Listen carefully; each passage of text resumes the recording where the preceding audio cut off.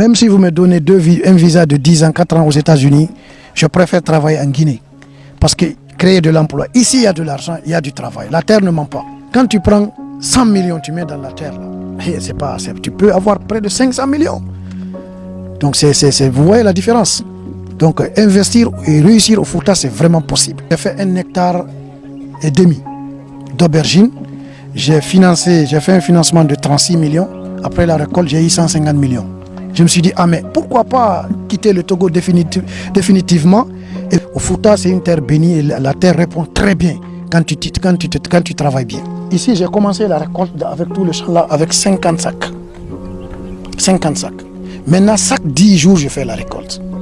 Quand vous faites 50 sacs par la première récolte, la deuxième récolte, ça fait 200. La troisième récolte, ça fait 250, 300. Ça évolue. Jusqu'à vous finissez, lorsque la récolte prend fin, ça redescend encore. Oumar Diallo est un amoureux de la terre. Après avoir passé 22 ans au Togo, il décide de rentrer chez lui en Guinée. Il s'établit dans son Mamou natal. Le fondateur de Beltran Agricole se lance dans l'agriculture. Aujourd'hui, il a un vaste champ d'aubergines de 5 hectares et demi à Douné, à une trentaine de kilomètres de Mamou Centre. Diallo, je suis né en 1975 à Mamou. J'ai étudié mon école primaire à l'école primaire de Pétel, Mamou. J'ai fait le collège et le lycée. J'ai fait le bac 1 et le bac 2, j'ai échoué. Et je me suis dit, bon, comme j'ai échoué, j'ai vu mes grands frères en train de travailler, qui ont étudié fini, n'ont pas eu de boulot. Je me suis lancé dans l'aventure. Je suis parti au Togo et j'ai commencé à faire le commerce au Togo. J'ai fait 22 ans au Togo. J'ai la nationalité togolaise, mes enfants ont la nationalité togolaise et ma femme aussi.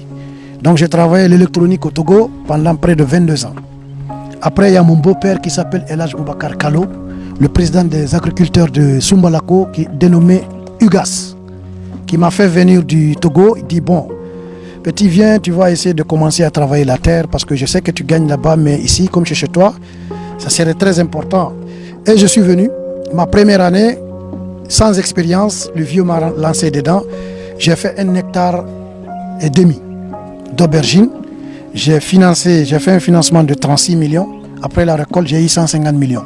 Je me suis dit, mais pourquoi pas quitter le Togo définitivement et venir travailler chez moi dans ma Guinée natale, que je vois que je veux créer de l'emploi et puis je vais travailler ici. Parce que quand vous gagnez chez vous, c'est mieux que quand vous gagnez à l'étranger. Parce qu'au Togo, j'avais trop de taxes à payer. Je pouvais gagner près de 10 millions de francs CFA par mois, mais à la fin, il ne me restait que 2 millions. Il faut payer les taxes, l'électricité, les impôts, c'était très cher. Mais ici, je travaille et je fais vivre mes compatriotes aussi.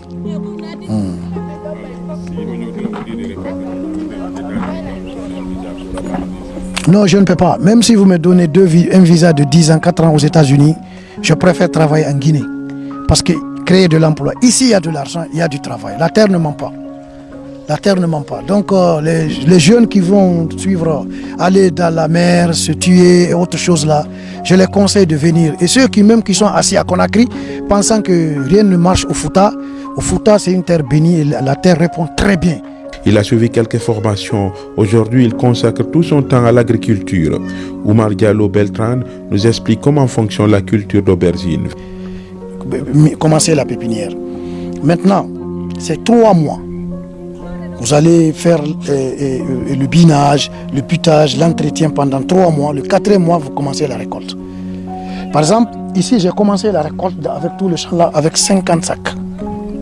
50 sacs. Maintenant, chaque 10 jours, je fais la récolte. Quand vous faites 50 sacs par la première récolte, la deuxième récolte, ça fait 200. La troisième récolte, ça fait 250, 300. Ça évolue.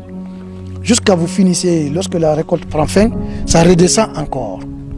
La manière dont vous avez commencé à récolter, c'est comme ça que vous allez finir encore. Si vous avez commencé par 10 sacs, vous terminez toujours par 10 sacs. Si vous avez commencé par 50, vous évoluez. Chaque 10 jours, et vous faites la récolte. Après 10 jours, vous avez encore le triple de ce que vous avez fait pour la première fois. Donc ça double, ça double. Vous voyez ici, ça c'est la floraison. Ça c'est la floraison. Bon, une fois que ça fleurit comme ça, dans 4 ou 5 jours, ça forme l'aubergine. Vous voyez, ça c'est l'aubergine qui forme comme ça. Vous allez voir un arbre d'aubergine comme ça, qui peut contenir 9, 10, 19 aubergines. Parce qu'actuellement, elles n'ont pas atteint la maturité d'abord, la vraie maturité. Lorsqu'il y aura plein ici, lorsqu'il y aura dans un mois ici, pas moins de 100 à 150 femmes qui vont venir faire la récolte. Actuellement, je prends 40, 50 comme c'est le début. Donc c'est ça. Comme je vois l'aubergine, Oui. vraiment joli. Hein. C'est très joli, c'est bien arrosé et c'est des plantes, c'est des trucs qui sont sains. Vraiment. C'est apprécié au marché quoi. C'est apprécié.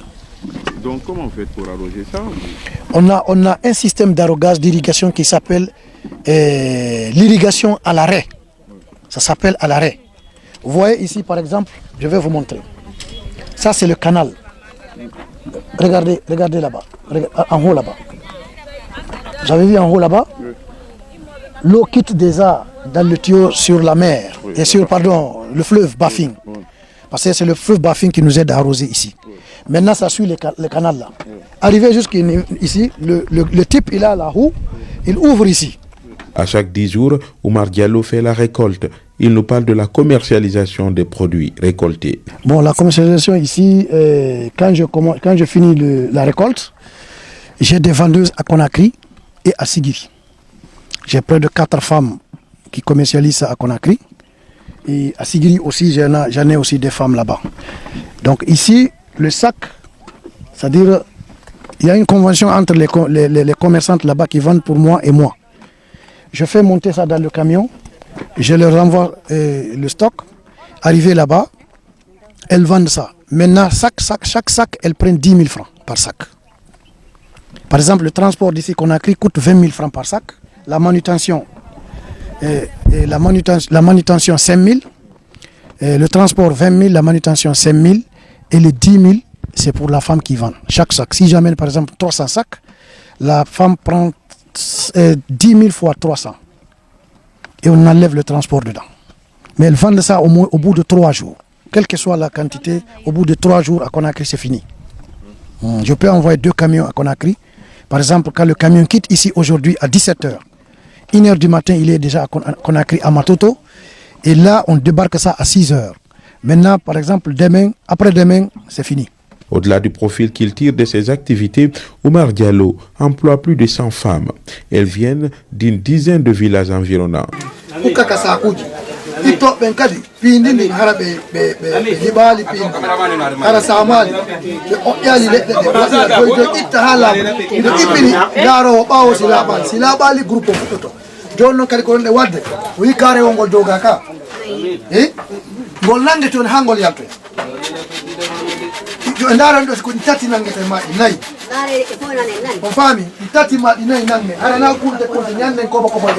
Elles font la récolte actuellement. Donc vous les mobilisez nombreuses? Oui, toujours on les mobilise. Aujourd'hui, elles ne sont pas nombreuses. Des fois, on fait 100 à 120 personnes pour la récolte et pour les autres travaux. Par exemple, aujourd'hui, c'est la récolte. Maintenant, il y en a ceux qui vont faire la plantation pour planter. C'est d'autres femmes. C'est elles-mêmes, mais il y a d'autres qui connaissent le travail, d'autres qui ne connaissent pas planter, d'autres ne connaissent que...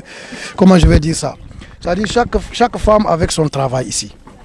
D'autres c'est pour planter. D'autres c'est pour faire le binage. D'autres c'est pour faire le butage. D'autres c'est pour faire la récolte. Ça permet de gagner quelque chose. De gagner beaucoup même parce que c'est à partir de là qu'elles arrivent à subvenir à leurs besoins. Cette femme fait partie de celles employées par Beltran Agricole. Elle tire profit.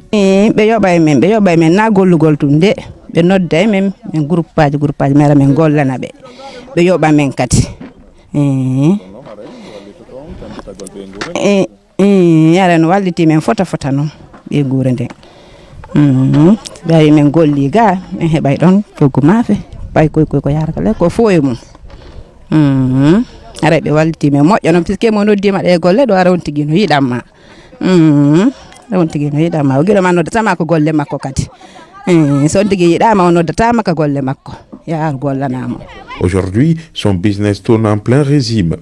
Il travaille ici 12 mois sur 12 avec beaucoup de variétés. Tout réussit ici, la pomme de terre. Par exemple, ici, on fait la pomme de terre.